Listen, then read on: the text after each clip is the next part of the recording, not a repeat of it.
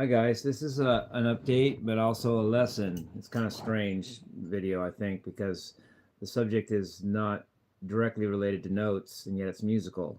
So I guess the what I'm talking, I guess the subject is rhythm. I'm not a drummer, but um, before my dad let me get a guitar when I was 15, when I was 13, I literally built a drum set out of trash because I needed to express myself musically somehow. I made a drum set first before I ever even owned a guitar. 13 years old. I took oatmeal cartons for drums. I took um, coat hangers, metal coat hangers to put the drum set up. I took pie pans for cymbals. I took kite sticks. They used to have kites you flew. I broke them in half and made sticks out of them. Not the things in kites. I broke them in two to make sticks. And I literally made a drum set out of trash. And I played it on the sidewalk. Um, and I was playing probably. I had a little mono cassette player. I would probably play Rush or something. I'm probably drumming to Neil Peart at 13 years old before I even owned a guitar. But one day, to foil the whole thing, at least for me in my mind, because my dad was such a powerful figure to me. When he came home from work one day, he did work. He was in Skunk Works, Lockheed Martin. He helped design black boxes for the SR-71 Blackbird. That was his toy. Him and Kelly Johnson knew each other, and he came home in his souped up Vega because he was also very good with mechanics. He could soup up anything. And he comes home and just wryly and off the cuff says, "Jim, you have no musical talent. You have no rhythm. You'll have no. Basically, you have no rhythm. You'll never be a musician." All I remember is I'd never played that drum again. I guess I tore it up or something. I guess he got to me or something. But nonetheless, there's a frustrated drummer in me somewhere. And the reason I'm bringing this up is it finally hit me yesterday. I had like two breakthroughs yesterday. First of all, I realized that I understand Dorian mode. That was a very note-wise breakthrough. But then I also realized that rhythm is important to me. And it's funny how far just making something important to you will go and you being good at that. It's hard to be good at something you don't think is important, even if you might even have talent at it. So my next step in rhythm was just to say I think rhythm is important. I had that. I got that in my head before karaoke. Not that I was trying to do that before karaoke, but it happened before I did karaoke last night. And rhythm was right on, at least to me. I did Life's Been Good by Joe Walsh, the great Joe Walsh, and I think I did it pretty good rhythmically too. And then I did Want to Be Starting Something, which I'm not the most familiar with Michael Jackson's music. In fact, I had to look up the words and even played it like several times before karaoke to even get it in my head. You know, how's it? I'm saying Mako Sab, I'm saying Mako Sab, I'm saying Mako Sab, I'm saying Mako Sab. I literally did that for the first. I literally read that before karaoke, and then that's the first time I even knew what those words were. Didn't even know. But rhythmically, I had it. And you got to be rhythmic and to do Michael Jackson. I mean, what else is there? And I'm sharing this with you to show because like an example of making something important to you being important is the great Jason Becker, when he could play, was asked at a Japanese or something clinic. Somebody asked, well, how do you phrase, Jason? And basically Jason only had two responses. First of all, listen to Jeff Beck. Actually, those are the same initials as Jason Becker, but whatever. And then he said, make that important to you. Just make it important to you to phrase. If you care about phrasing, you're going to be a better phraser. And the same applied to me rhythmically. Now that I care about rhythm, I'm better at it. And in conjunction with that, I said this would be a partial lesson today. Well, I want to make this a lesson on Bill Bruford's band with Alan Holdsworth on guitar and Jeff Berlin on bass. The two songs that intrigue me the most that I do have live at Back to School. Well, Rock Goes to College. I almost got that confused with Rodney Dangerfield movie called Back to School, which was a great movie with Sam Kinison, and a great, best comedian of all time. But anyway, the two songs I like the most by Bill Bruford are, at least in this concert, are Sample and Hold and Beelzebub. Now, on Sample and Hold, what's interesting about, maybe I'm rambling, but I'm trying to get this all in here. I'm not trying to ramble. It's just working out that way, LOL. On Sample and Hold, there's two things about that title that are interesting to me. I'm not even sure I'm barking up the right tree on either one of them. But first of all, it's an engineering term. There's a thing called sampling in engineering, which is literally what I studied at Harvey Mudd College. And so I remember when I was going to Harvey Mudd and I heard the title sample and hold, it registered to me more than it does now because I forgot a lot of my engineering, LOL.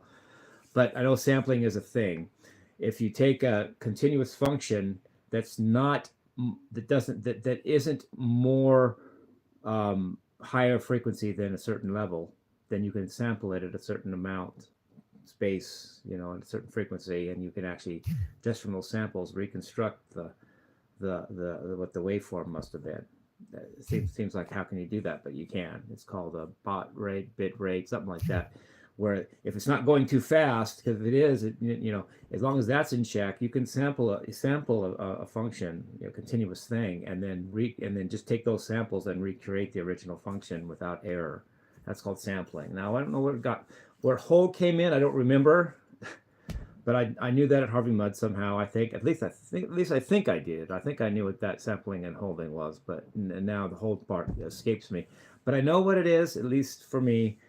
Musically now, after mentioning engineering for a second, musically, I don't mean to go on here, but I'm just trying to help. You know, I'm just trying to be transparent with my process, and sometimes you have to talk things out. Sometimes it's not that simple. Sampling and holding refers, in this case, rhythmically in the song, to Jeff Berlin, the great Jeff Berlin, my favorite bass player, along with Billy Sheehan's favorite bass player, by the way, doing something called playing across the bar. In other words, and that sounds like a weird thing. Well, what that is let's say you're in 4/4 time, which most music is, and so is sample and hold. Sample and hold is in 4/4 time, but there's two instances where Jeff Berlin does a note that starts on beat 3 and then doesn't end until 5 beats. So it's like having one measure of 5/4 time, but just stuck out of nowhere. But not only that, beats 3, 4, and 5 are all one note that continue across the bar. And this is a prime example of that. And I only know of this and able to do it because of this example. I didn't go to music college, Berkeley or something, or Juilliard, and learn what's going across the bar was academically. I learned it from Jeff Berlin. So rather than go right now and drum to sample and hold, I'm going to give you my example of it. So just my dumb me. Just check this out. What Jeff does twice in sample and hold is he takes a note that starts on beat 3 and goes 3 more measures, so it goes for beats. It basically makes one measure of 5/4 time. By doing that, he's going further than 4 beats to 5, and then it starts back to 4/4 time. So give an example of that. So let's say you're going 1 dun dun dun dun dun dun dun dun dun dun dun dun dun dun dun dun dun dun. See that? He's going for 1 2 3 4 1 2 3 2 3 4. See, I hope I did that right, but 3 2 2 2 3 beats. So 1 2 3 da da da da da da da da. That's brilliant. I like that. So it's basically like playing. One of the simple dumb way of saying it is you're playing one beat too many in that measure, but then going back to the regular timing. And that's what I believe that is referred to rhythmically in that song called Sample and Hold. He's taking one note and going 3 beats instead of just the finish of the 2 for the 4. I hope I did that right. I'll check it later. 1 2 3 1 2 dun dun dun dun dun dun dun dun dun dun dun dun. That time I'm sure I did it in my mind. So anyway, that's called sampling and engineering and whatever. And then I'm almost done with this video. The last thing I want to say is thanks to a comment, which I actually like my comments. I just don't have time to get to them all, and sometimes they're hateful and I don't want to read the shit. But sorry guys, but I do care about my comments and what is said. Someone commented that I did when I tapped out Beelzebub 3 or 4 times in my past. I did the solo all wrong, and they were right. I thought it was 3/4 time. I was stupid. It was the solo is in 7/8 time or 7/4 time, whatever you want to call it. I call it 7/4 myself. It seems like 4 to me.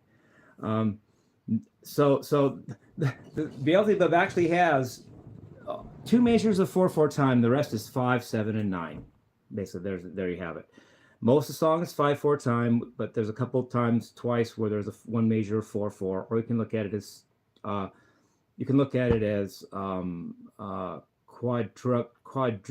quadruplets in 5/4 time. But either way, it's four measures and beats in that bar, and then he does that twice. And then the solos in 7/4 time, and then there's a bridge part that's in 9/8 time. So you got the song in 5/4 time, you got two measures of 4/4, or you could call it quadruplets in 5/4 time, two separate measures of 4/4, or what I just said, and then the solo in 7/4, which is really cool how that works out, and then the bridge is in 9/8 time, and then it ends in 5/4 time. Love you guys. Peace, rock and roll.